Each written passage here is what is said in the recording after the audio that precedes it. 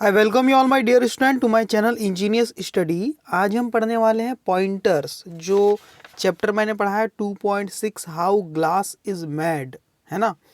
इस 2.6 के जो पॉइंटर्स है, जो क्वेश्चन आंसर है, उससे आज हम डील करने वाले हैं। ठीक है। Everyday things made of glass. आपको ऐसी चीज़ों के, देखो क्वेश्चन क्या है, फाइंड द फॉलोइंग लिस्ट, है ना, from the passage and copy them. इस चैप्टर में जितने भी पैसेज हमने पढ़े, पैराग्राफ्स, वहाँ से हमें इन चीज़ों के आंसर लिखने हैं। ठीक है ना। तो वही हम करने वाले हैं। Everyday things made of glass, इन सब की लिस्ट कहाँ पर दी हुई है स्टूडेंट, वो हम यहाँ पर देख लेते हैं। ठीक है। हर दिन जो चीज़ें बनती है, देखो कौन से पेज में दी हुई है। सबसे पहले पेज में आप चले जाइए। ठीक है। जो एवरीडे थिंग्स है, जो ग्लास से बनती है, वो कहाँ पर है, देखो यहाँ पर आपको दिखाई दे जाएगी, है ना। कहाँ से कहाँ तक दिख रही है आपको चीज़ें, ये आपको यहाँ से यहाँ तक पूरी लिस्ट दिखी हुई है। ठीक है। क्या है, लाइट बल्ब हो गया, बॉटल्स हो गई, jars, glasses, reading glasses, marbles, window panel, है ना। तो ये बस विंडो पैनल तक आप लोग लिख लीजिए, यहाँ से लेकर के ये यहाँ तक। ठीक है। ये आपका हो गया पहले का आंसर। क्लियर है। तो पैसेज से ही लिखना था, इसलिए हमने पैसेज में यहाँ पर ढूंढ लिया और लिख लिया। ठीक है। नेक्स्ट क्वेश्चन क्या है स्टूडेंट पॉइंटर्स में, वो हम देख लेते हैं। ठीक है। क्या बोला है, व्हाट यू कैन डू, देखो what you can do with hot liquid glass.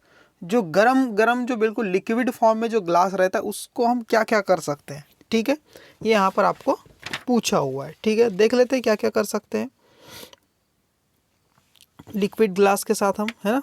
तो इसको भी हम देख लेते हैं कहाँ पर लिखा हुआ है ये। ठीक है स्टूडेंट, सर्च कर लेते हैं इसे भी। तो यहाँ पर लिखा हुआ है वेरी हॉट, देखो यहाँ पर लिखा हुआ है very hot glass is more like a liquid. ये लिक्विड के जैसा होता है।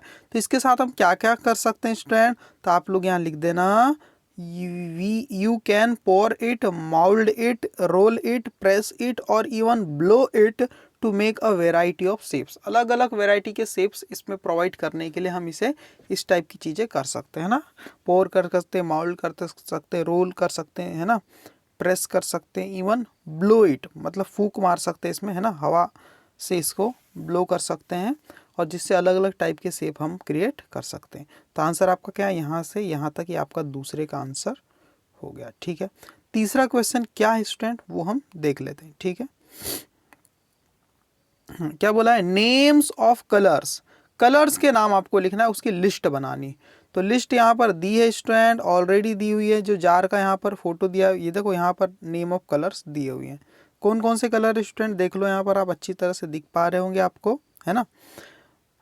ये है कलर्स की लिस्ट, ब्लू से लेकर के ये वाइट तक। तो ये आपका तीसरे का आंसर हो जाता है थर्ड क्वेश्चन का। ठीक है। मीनिंग सारा का सारा मैंने समझा दिया। Blue, violet, turquoise, ruby red, pink, amber, orange, deep yellow, purple, amethyst, dark green, even black and white. यहाँ तक कि ब्लैक और वाइट भी आप इसे कर सकते हैं। ठीक है। तो तीसरे का आंसर आपका हो गया, है ना, ब्लू से लेके वाइट तक। ठीक है। अगले क्वेश्चन की तरफ हम मूव ऑन होते हैं, और सारे पॉइंटर्स आपके बुक से ही हो जाएंगे ना। आपको कुछ नहीं करना है, gas the meaning of the following words from the passage, है ना। पैसेज से में जो वर्ड दिए हैं, इसका मीनिंग आपको गैस करना है कि क्या हो सकता है इनका मीनिंग। ठीक है स्टूडेंट। तो मीनिंग मैं आपको यहाँ पर बताने की कोशिश करूँगा, है ना। ट्रांसपेरेंट, तो ये भी पैसेज से ही करना है। ठीक है। मोल्टेन का मतलब होता है लिक्विड या फ्लूइड। मोल्टेन का मतलब तो आप लिख ही लीजिए पहले ही। ये मोल्टेन का मीनिंग क्या होता है, लिक्विड, LIQUID, या फिर फ्लूइड, FLUID। ये तो मीनिंग हमने लिख लिया। ठीक है। ट्रांसपेरेंट का, इम्परिएबल का, इम्पार्ट का और रिसाइकलेबल का मीनिंग हम यहाँ पर चेक करने की कोशिश करते हैं ना। ट्रांसपेरेंट का मीनिंग कहाँ है, देखो आप निकाल लीजिए पेज नंबर 45। पेज नंबर 45 में चले जाते हैं हम लोग, है ना। ये है 45। ठीक है। तो यहाँ पर दिया हुआ ये इसके ऊपर यहाँ पर दिया सम प्रॉपर्टीज ऑफ ग्लास। ठीक है। पेज नंबर 45 में दिया है कुछ प्रॉपर्टीज दिए जो ग्लास की, और वहाँ से हम मीनिंग निकाल लेते हैं। सबसे पहले क्या बोला है, ट्रांसपेरेंट, इम्परमिएबल, है ना, और इन सब का मीनिंग, इम्पार्ट, इसका मीनिंग हम निकाल लेते हैं ना। ट्रांसपेरेंट का मतलब क्या होता है, देखो यहाँ पर लिखा हुआ है स्टूडेंट। ट्रांसपेरेंट का मीनिंग होता है you can see through it. Transparent का मीनिंग लिख देना, you can see through it. ठीक है। और यहाँ पर बोला है इम्परमिएबल, ये तो आपका ट्रांसपेरेंट का मीनिंग मैंने बता दिया। और आपको इम्परमिएबल भी तो पूछा है, देखो पूछा है कि नहीं। उसके बाद इम्परमिएबल बोला है, फिर इम्पार्ट बोला है। तो इम्परमिएबल का मीनिंग भी देख लो, यह है इम्परमिएबल। इसका मीनिंग है it does not allow water और other liquid to pass through and it doesn't get, हाँ बस पास थ्रू तक लिखोगे, कहाँ तक, pass through. It does not allow water और other liquid to pass through, मतलब ये अलाउ नहीं करता कि वाटर या कोई लिक्विड इसमें से पास हो जाए। इस क्वालिटी को ही क्या बोलते हैं, इम्परमिएबल। इसके आर पार ये चीज़ें ट्रेवल नहीं कर सकती, है ना। ठीक है, और क्या बोला है फिर, ये पूछा है इम्पार्ट। इम्पार्ट का मतलब क्या होता है ना। इम्पार्ट का मतलब होता है अपना स्मेल या अपना टेस्ट ना छोड़ना, है ना। इम्पार्ट का मतलब होता है ट्रांसफ़र। देखो बता देता हूँ आपको इम्पार्ट का। It doesn't impart a smell और टेस्ट टू देम, ठीक है। इसका मतलब होता है नो इफेक्ट ऑन। इम्पार्ट का मतलब देख लो, हैज़ नो इफेक्ट। इम्पार्ट का मीनिंग यहाँ से लिखना, has no effect on the food water और अदर सब्सटेंस। ये मतलब होता है इम्पार्ट का मतलब, है ना। इम्पार्ट का मतलब क्या होता है, has no effect on the food water और अदर सब्सटेंसेस। ये मीनिंग होता है इम्पार्ट का, ठीक है। समझ गए इम्पार्ट का मीनिंग, ठीक है। अब बोला है रिसाइकलेबल। इसका मीनिंग क्या है रिसाइकलेबल का, ये रिसाइकल वाले पैराग्राफ में जाते हैं और वहाँ पता चल जाएगा। यहाँ पर देखो, है ना। रिसाइकलेबल का मीनिंग होता है old glass can be used to make new glass, है ना। देखो यहाँ से लिखना ओल्ड ग्लास से न्यू ग्लास तक ही खत्म हो गया। रिसाइकलेबल का मतलब क्लियर हो गया, ठीक है। क्या होता है रिसाइकलेबल का, old glass can be used, old glass का यूज़ कर सकते हैं पुराने कांच का, टू मेक न्यू ग्लास, ठीक है, न्यू ग्लास बनाने के लिए। और यही चीज़ को बोलते हैं ये रिसाइकलेबल है, ठीक है। ये भी हमने समझ लिया। अब हम देखेंगे question number 3, right short note on the following using suitable diagrams, है ना।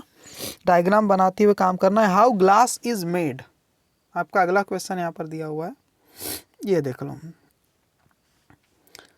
ग्लास कैसे बनता है, आपको डायग्राम के साथ इसके आंसर देने, नोट्स बनाने। हाउ ग्लास इज मेड, कैसे बनता है ग्लास। और दूसरा है हाउ ग्लास इज शेप्ड, उसे शेप कैसे देते हैं, सम प्रॉपर्टीज ऑफ ग्लास। तो सारे आपके बुक में ही दिया हुआ है। तो हाउ ग्लास इज मेड की तरफ हम बढ़ जाते हैं, ठीक है। ग्लास कैसे बनता है, ठीक है। पेज नंबर देखो कहाँ पर दिया हुआ है स्टूडेंट, देखो ये तो कलर के बारे में है, ये प्रॉपर्टीज़ है, और ये देखो यहाँ पर शेप के बारे में दिया हुआ है, और यहाँ पर ये मेड दिया हुआ है, ठीक है। ग्लास कैसे बनता है, ठीक है। तो आपको कुछ भी नहीं करना है, यहाँ से सीधे लिख लेना है ना। ग्लास इज मेड, यहाँ से लिख देना है, glass is made by heating a mixture of clean white sand and chemical like soda and lime, ठीक है ना। तो यहाँ तक आपको लिख देना है, ठीक है। ये आपका आंसर हो गया। थर्ड का जो पहला क्वेश्चन है उसका ये आंसर आपका हो गया, ठीक है। दूसरा क्वेश्चन क्या है, हाउ ग्लास इज शेप्ड। अब उसे शेप कैसे दिया जाता है ग्लास को, देखो नीचे आ जाओ, देखो यहाँ पर शेप की बात की है, देखो, है ना। Hot liquid glass is poured into mould and heated to make article to various shape and size. इस टाइप से हमें शेप दिया जाता है। हॉट लिक्विड ग्लास को क्या किया जाता है, पोर मतलब डाला जाता है, कहाँ पर, इनटू माउल्ड, सांचों में डाला जाता है, and harden to make article, इसे हार्ड किया जाता है जिससे कि हम आर्टिकल मतलब सामान, थिंग्स को क्या करें, बना सके, कैसी, of various shape and size, अलग अलग शेप और साइज की चीज़ें बना सके। तो यही तरीका है इसका क्या करने का, शेप देने का, है ना। तो यहाँ से लिख देना और यहाँ तक लिख देना आप। ये दूसरा है आपका थर्ड का सेकेंड क्वेश्चन का आंसर है, ठीक है। थर्ड का आखिरी question, some properties of glass, glass की सम प्रॉपर्टीज क्या है वो हम यहाँ पर देख लेते हैं। यहाँ पर मिल जाएगी सम प्रॉपर्टीज ऑफ ग्लास, देखो यहाँ पर क्या है,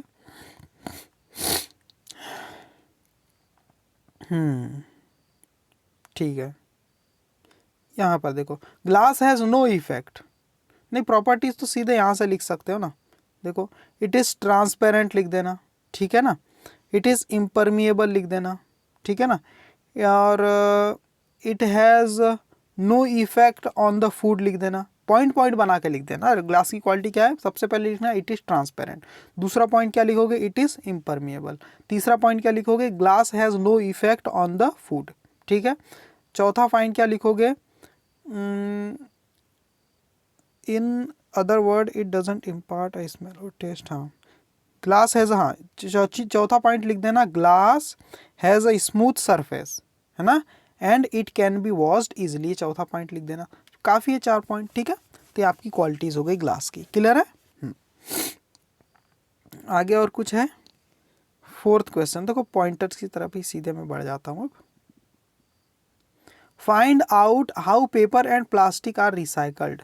आपको पता करना है कि पेपर और प्लास्टिक कैसे रिसाइकल की जाते हैं, कैसे बनाए जाते हैं। तो आपको क्या लिखोगे, वी यूज ओल्ड पेपर, फिर क्या लिखोगे, एंड प्लास्टिक, है ना, and paper and plastic to make new paper and plastic, new paper and plastic, है ना, इन फैक्ट्रीज, FACTORIES, फैक्ट्रीज, ऐसा लिख दोगे फैक्ट्रीज, बस यही तरीका है, ठीक है ना। आगे बोला क्या, प्रिपेयर अ पोस्टर, आपको चार्ट बनाने, पोस्टर बनाने, और वहाँ पर क्या लिखना है, use glass carefully, handle glass with care, ऐसा कुछ लिखना है, रिसाइकल ग्लास। तो ये 2 टॉपिक इस टाइप से आप A और B पे पोस्टर बना सकते हैं, ठीक है। अब यहाँ पर क्या दिया स्टूडेंट, वर्ब। वर्ब क्या होती है, वर्ब ऐसे वर्ड होते हैं जो एक्शन को रिप्रेजेंट करते हैं। वर्ब ऐसे वर्ड होते हैं जो किसको रिप्रेजेंट करते हैं, एक्शन को, है ना, जहाँ पर कुछ काम हो रहा है, ऐसे वर्ड, है ना, जैसे कि गो, कम, सिट, रन, है ना, इस टाइप के वर्ड होते हैं, क्लियर स्टूडेंट, ठीक है। तो देख लो यहाँ पर क्या है, right what the following do, जैसे यहाँ मंकीज क्या कर रहे हैं, टर्टल क्या कर रहे हैं, लायन क्या कर रहे हैं, ये आपको पूछा ना, देखो पूछा है कि नहीं। मंकी को हम लिख सकते हैं जंप, टर्टल क्या कर रहे हैं, स्विम कर रहे हैं भाई पानी में, लायन क्या कर रहे हैं भाई, हंट कर रहे हैं, शिकार कर रहे हैं, है ना, रोअर कर रहे हैं, पीपल क्या कर रहे हैं, पीपल वॉक कर रहे हैं, कैट्स क्या कर रही है, प्ले कर रही भी लिख सकते, नहीं प्ले तो गर्ल्स एंड बॉयज़ में प्ले लिख दो, और कैट्स क्या करी, आवाज़ निकाली, PURR, पुर मतलब एक साउंड है जो निकालते हैं एनिमल्स लोग, ठीक है। तो ऐसा लिख सकते हैं, वर्ब की लिस्ट में लिख सकते हैं ना। आगे देखो क्या है, यहाँ पर क्या लिखा हुआ है, a verb is a word और अ ग्रुप ऑफ वर्ड, एक वर्ड या फिर कई ग्रुप ऑफ वर्ड है जो मिलके क्या करता है, एक एक्शन को शो करता है, किसी कार्य को शो करता है ना, उसको क्या बोलते हैं, verb. For example, pour, mould, roll, press and blow, ये सब क्या है, एग्जाम्पल। पुर मतलब कोई चीज़ों को डालना, माउल्ड मतलब ढालना, है ना, रोल मतलब गोल गोल घुमाना, प्रेस करना, दबाना, ब्लो मतलब फूकना, इस टाइप से। तो वैसे यहाँ पर भी कुछ वर्ड्स दिए हुए हैं, इसमें वर्ब को आपको वर्ब बनानी है ना। COME लिख सकते हो ना, COME क्या बन जाएगा, एक कम, तो दोनों का कॉलम में क्या लिखोगे, M और E लिख देना, ठीक है। G से क्या बनेगा, गो बन जाएगा, O लिखना है बस, है ना। यहाँ से GIVE लिख दो, ये क्या बन जाएगा, गिव, ठीक है। TAKE टेक बन जाएगा, या TALK टॉक भी बन जाएगा, ठीक है ना, दोनों बन जाएंगे। MAKE मेक बन जाएगा स्टूडेंट, क्या बन जाएगा, मेक, है ना, और भी बना सकते हो, एक ही हम कर लेते हैं। हाँ, BR से क्या बन जाएगा, BREAK ब्रेक, है ना, BR तो लिखा हुआ है, अब यहाँ जोड़ दो EAK, ये बन जाएगा ब्रेक, है ना। CUT कट यानी काटना, देखो, है ना, C तो लिखा हुआ है, यहाँ पर U और T जोड़ दो, कट यानी काटना हो जाएगा। JOIN ज्वाइन मतलब कोई जो जैसा कर रहा है वैसा करना, है ना, उसकी हेल्प करना, ज्वाइन करना उसी के जैसे। READ रीड हो जाएगा, ठीक है, और WRITE ये हो जाएगा राइट, ठीक है, लिखना, ठीक है। ये कुछ दिया हुआ है, यहाँ पर क्या लिखा है देखो भाई, some verb tells us what is happening और हैज़ हैपन्ड और विल हैपन, है ना, जैसे कि even when there is no one to do it, for example, जैसे कुछ एक्शन ऐसी होती है जो खुद ब खुद हो जाती है, कोई इंसान उसे करता नहीं है, ठीक है ना, ये है, ये हैपनिंग वर्ब होती है। देखो जैसे कि इट रेन्ड, बारिश हुई, इट रेन्ड का मतलब बारिश हुई। इट बिकेम डार्क, अंधेरा हो गया। अब किसी ने अंधेरा किया क्या, नहीं, तो करता कौन है, इसका सब्जेक्ट इसको करता नहीं है, ये एक्शन खुद ब खुद हो जाती, इसलिए इनको बोलते हैं हैपनिंग वर्ब। कैसी, हैपनिंग वर्ब। और यहाँ पर बोला है some verb describe a state, for example, और कुछ वर्ब भी कोई इंसान करता नहीं है, है ना। ये वर्ब किसी सब्जेक्ट की स्टेट को बताती को कैसा है ना।